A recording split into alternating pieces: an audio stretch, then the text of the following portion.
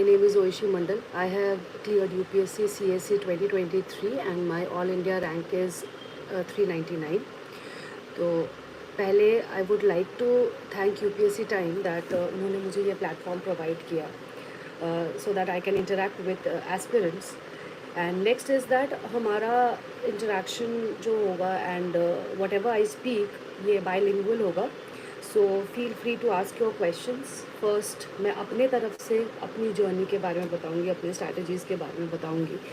However मैं एक चीज़ बोलना चाहती हूँ दैट किसी की भी स्ट्रैटेजी ऐसे पत्थर पे लिखी लकीर नहीं होती है. सो सबके अपने कंफर्ट लेवल होते हैं, सबकी अपनी स्ट्रैटेजीज़ होती है. So never take anybody's strategy to be like foolproof. Okay तो let us start.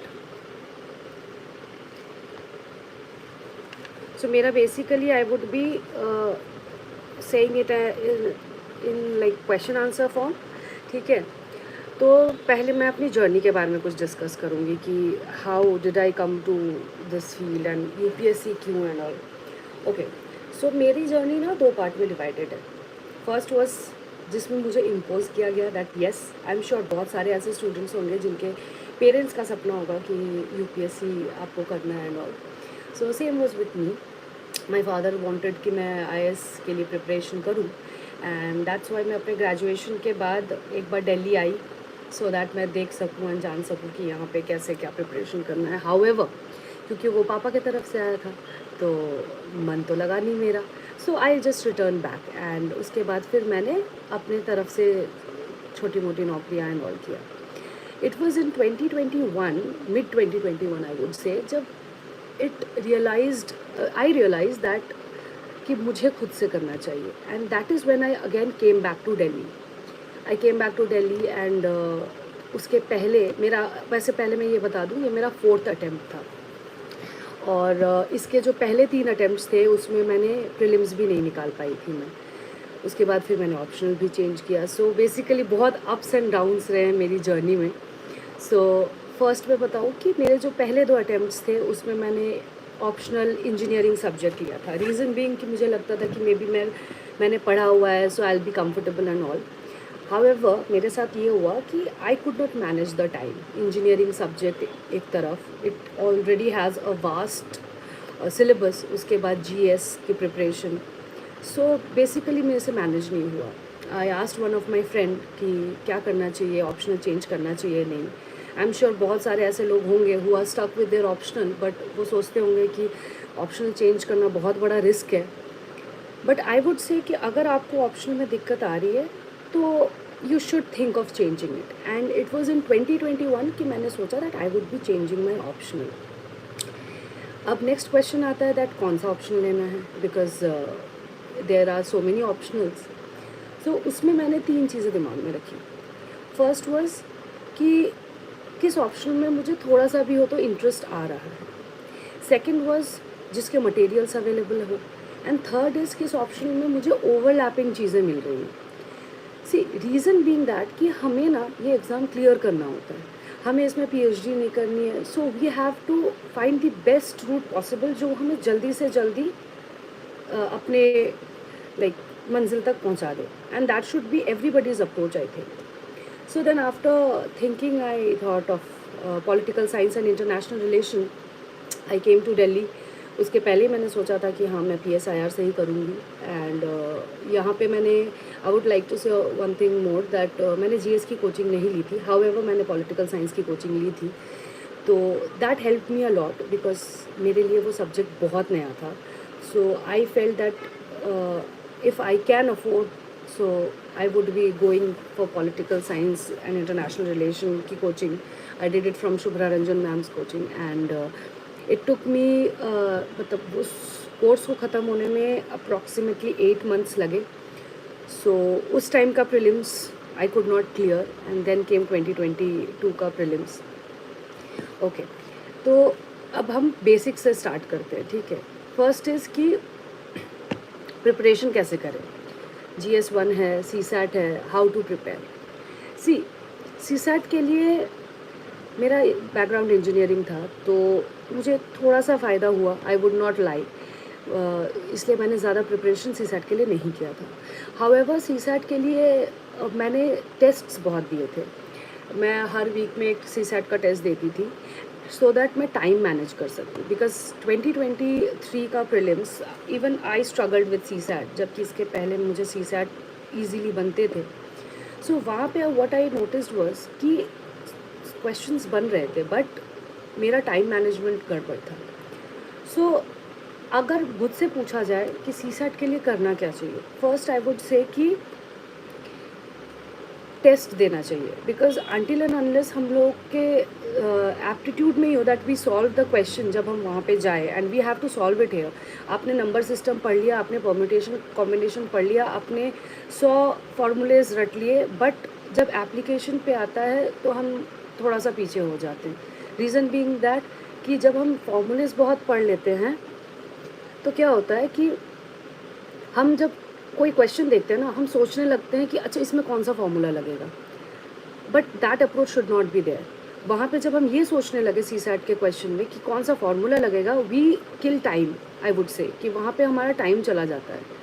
So rather than going for formula based, I think it would be best अगर आप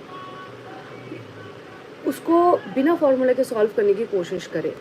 and also I would say कि 2-3 channels भी हैं जो मैंने CSAT के लिए देखा था, वो बेसिकली एसएससी के चैनल्स हैं। तो जिन जिन पे मुझे डाउट होता था, I use to go and देख लेती थी वो चैनल, और उसमें मुझे कुछ शॉर्ट लाइक ट्रिक्स एंड वो मिल जाते थे। तो मैं उस चैनल का नाम बता देती हूँ आप लोगों को फॉर योर कन्वीनियंस, मैं लास्ट में बता देती हूँ आप लोगों को उसका नाम। नेक्स्ट इज़ दैट कि टाइम मैनेजमेंट कैसे करना है सीसैट का। तो what I use to do कि कॉम्प्रिहेंशन में पहले करती हूँ। सी हमारे सीसैट में 80 क्वेश्चंस है, उसमें से अप्रॉक्सीमेटली 27 कॉम्प्रिहेंशन है।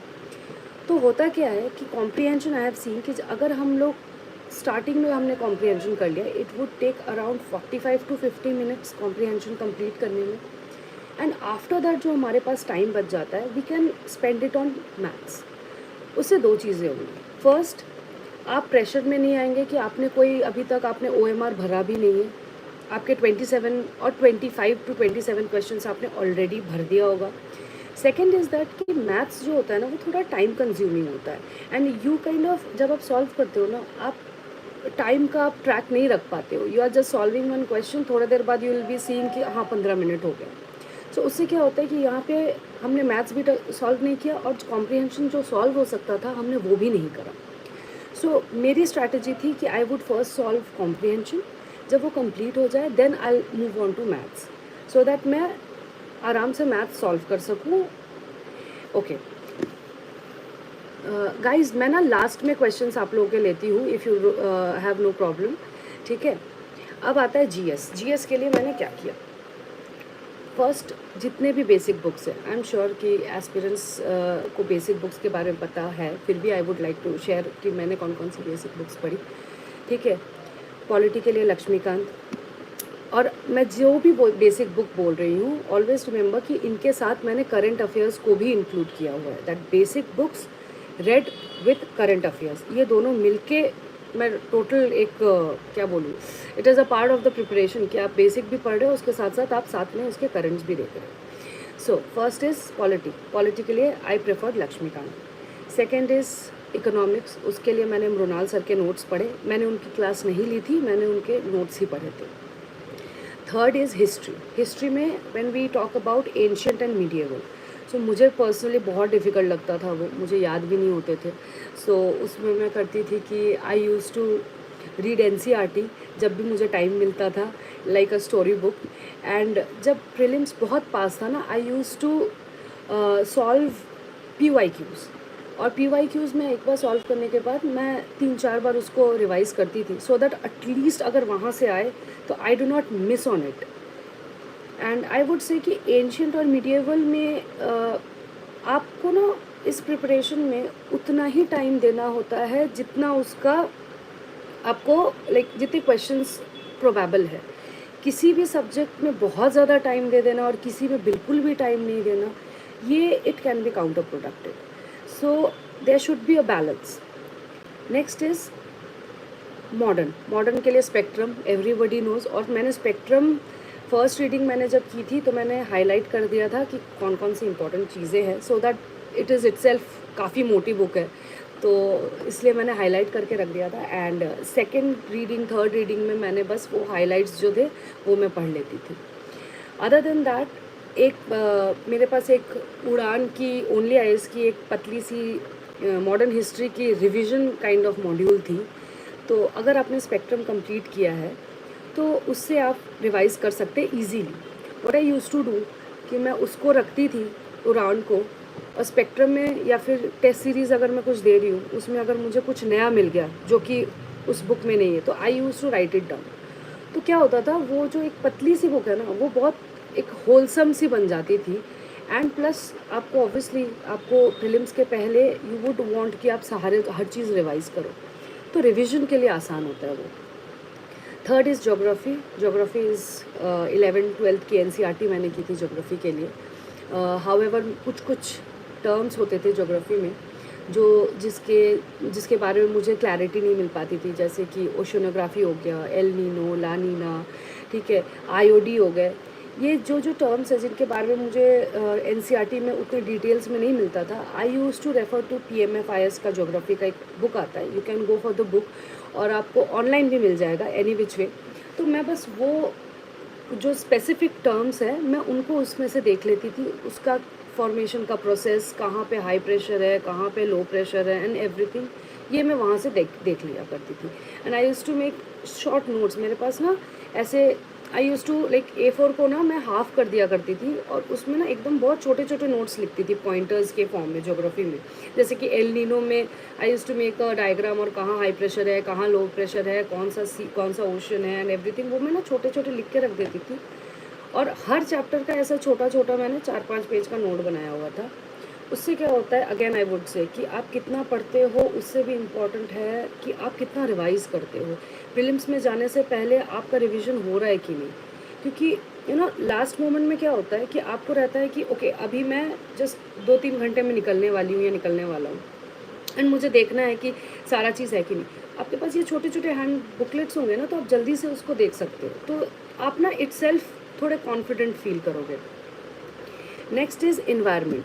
इन्वायरमेंट के लिए मैंने बस एक ही बुक फॉलो करी थी, दैट इज़ पीएमएफआईएस की इन्वायरमेंट की बुक आती है, और मुझे लगता है it is more than enough. उससे ज़्यादा आई डोंट थिंक कि आपको ज़रूरत पड़ेगी, बीट वैल्यू एडिशन या बीट प्रीलिम्स और be it mains, that is more than enough. Other than that obviously current affairs है ही आपका। उसके बाद science and tech. Science and tech का I referred only to magazines, जो करंट अफेयर्स के हमारे मैगजीन्स आते हैं विजन के, बस वो, एंड अगर कुछ न्यूज़ में नया है तो दैट्स इट। और साइंस एंड टेक का अलग से मैंने कुछ नहीं किया। उसके बाद फिर एम आई मिसिंग समथिंग, उसके बाद इकोनॉमिक्स हो गया, साइंस एंड टेक हो गया। प्लीज़ गाइज अगर मैं कुछ मिस कर रही हूँ तो बता दो। ओके, करंट अफेयर्स कहाँ से करें? Current affairs first of all I would say कि when I use to go to library, मैंने नोटिस किया था कि बिकॉज ऑफ मैगजीन्स लोग न्यूज़पेपर बिल्कुल नहीं पढ़ते। उनको लगता है कि okay fine, I have my magazine और मैं मैगज़ीन कर लूँ एंड दैट्स इट। नहीं, you can not miss the newspaper. आपको न्यूज़पेपर करना ही है। रीज़न बीइंग, आपको वो तीनों स्टेज में काम आएगा, प्रीलिम्स में भी, मेंस में भी, इवन इंटरव्यू में तो बहुत ज़्यादा, बिकॉज न्यूज़पेपर्स आपको ओपिनियन आपका फॉर्म करने में हेल्प करता है।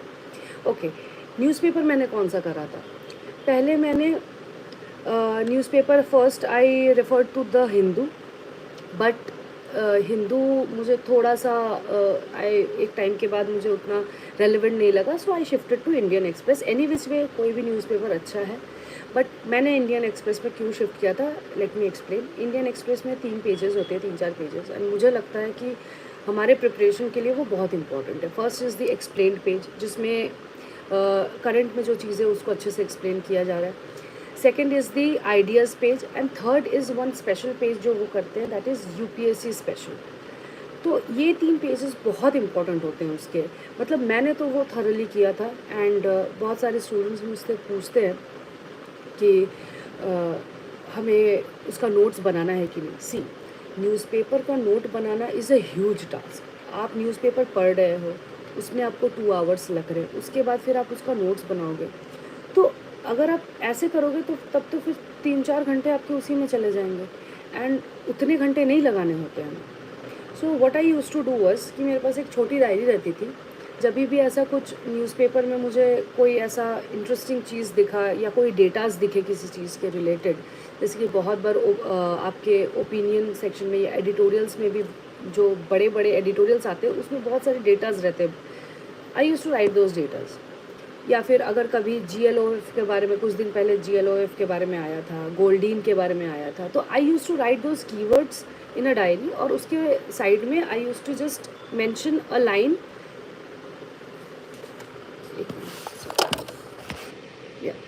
and I used to mention a line describing that. So उससे मुझे ये हुआ कि कभी भी अगर मुझे करंट अफेयर ब्रशअप करना होता था, सी सबको पता है कि कोई भी मैगज़ीन आप उठा लो, 12 और 13 मंथ्स की मैगज़ीन हम लोग करते हैं, and each magazine is 100 pages. वो बहुत डिफ़िकल्ट है रिवाइज़ करने में, अनटिल एंड अनलेस आपने उसके नोट्स बना रखे हो, ठीक है। और मुझे नहीं लगता नोट्स बहुत लोग बनाते होंगे उसका, बिकॉज़ वो खुद में कंप्लीट करना एक ह्यूमंगस टास्क होता है। तो मैं क्या करती थी कि मैं करंट अफेयर्स का मैगज़ीन पढ़ लेती थी, न्यूज़पेपर मेरा डेली होता था, और उसके वो पॉइंटर्स मैं लिख लिया करती थी, एंड उसके बाद फिर other than that pointers current affairs का मैं टेस्ट दे दिया करती थी। मैं पर्सनली मैंने टेस्ट सीरीज़ प्रीलिम्स के लिए ज्वाइन नहीं किया था। यहाँ पे मार्केट में बहुत सारे टेस्ट सीरीज़ अवेलेबल है, तो I use to just go in the market, और मुझे जो टेस्ट सीरीज़ ठीक लगता था, I use to bring that and उसका टेस्ट देती थी। करंट अफेयर्स के लिए मैंने एक टेस्ट दिया था राउज़ का, उसका हर मंथ का 50 क्वेश्चंस का टेस्ट आता है, मैं वो देती थी एंड उसको बार बार रिवाइज़ करती थी, और अगर उससे कुछ नया मुझे मिला तो I use to write it down in the diary, ठीक है। और अदर देन दैट, जब प्रीलिम्स को आई गेस 30 to 15 डेज़ बाकी होगा, अभी शायद होने मतलब कुछ दिन बाद, दृष्टि आईएएस एक पीटी स्प्रिंट नाम का एक नॉट बुकलेट बट एक टेस्ट निकालती है, वो ऑनलाइन आपको मिल जाएगी, और उसमें आपको हर सब्जेक्ट का उस साल का जितने भी करंट अफेयर्स के एमसीक्यूज़ है वो आपको मिल जाएंगे, डिपेंडिंग ऑन द सब्जेक्ट। जैसे economy is a vast subject, तो उसमें आप अगर उसका देखोगे तो it would have 200 to 250 questions. Agriculture बहुत छोटा सब्जेक्ट है, तो 50 to 60 क्वेश्चंस। तो वो ना रिविजन के लिए बहुत अच्छा है। एक तो मेरा एक रहा है कि I have focused more on giving tests and less on actually reading, क्योंकि क्या है ना कि जब आप टेस्ट देते हो ना, तो आप बहुत सारी चीज़ें रिटेन कर पाते हो, बिकॉज आप 2 घंटे एक पेपर में बैठ रहे हो, आप सोच रहे हो उस पेपर के बारे में, ठीक है। फिर आपको पता चलता है कि ओके ये गलत है, तो दैट थिंकिंग प्रोसेस वो आपके दिमाग में ना इम्प्रिंट हो जाता है। So I would suggest all the aspirants जो भी अभी इस साल का एग्ज़ाम दे रहे हैं, दैट प्रीलिम्स को ज़्यादा दिन बाकी नहीं है आपका। आई वुड से स्ट्रैटेजी यही होना चाहिए कि जो भी आपके बेसिक बुक्स है आप उसको रिवाइज़ करो एंड टेस्ट दो। टेस्ट देना बहुत ज़रूरी है, you can not skip giving test, because फ़र्क नहीं पड़ता आपको कितना मार्क्स आ रहा है, बट टेस्ट देना ज़रूरी है। नेक्स्ट एक और चीज़ टेस्ट के रिगार्डिंग मैं बोलना चाहूँगी, दैट मुझे ऐसा लगा कि it is better to shuffle and give the test. Shuffle as in, let me explain, जैसे कि मैं पहले मैंने करा था कि ठीक है मैं राउज़ का टेस्ट दूंगी, एंड आफ्टर 10-15 टेस्ट्स हुआ क्या दैट आई कुड प्रेडिक्ट कि वो क्या पूछना चाह रहे हैं, उसका आंसर क्या होगा, एंड ऑल्सो क्वेश्चंस भी रिपीट होने लगे। सो हुआ क्या दैट मेरे मार्क्स तो बढ़ रहे थे, बट इफ़ेक्टिवली वो बढ़ नहीं रहे थे। It was kind of what I से चीटिंग बोल सकते हैं, बिकॉज कुछ आंसर्स मुझे पहले से ही पता थे, उसके टेस्ट में पहले भी आ चुके थे। तो आई वुड सजेस्ट कि जब आप टेस्ट दे रहे हो तो एक ही कोचिंग के बहुत सारे टेस्ट्स मत दो, अपना शफल करो। इतने सारे हमारे मतलब मार्केट में आप जाओगे या फिर ऑनलाइन भी अगर आप देखोगे, आपको इतने सारे मटेरियल्स मिल जाएंगे।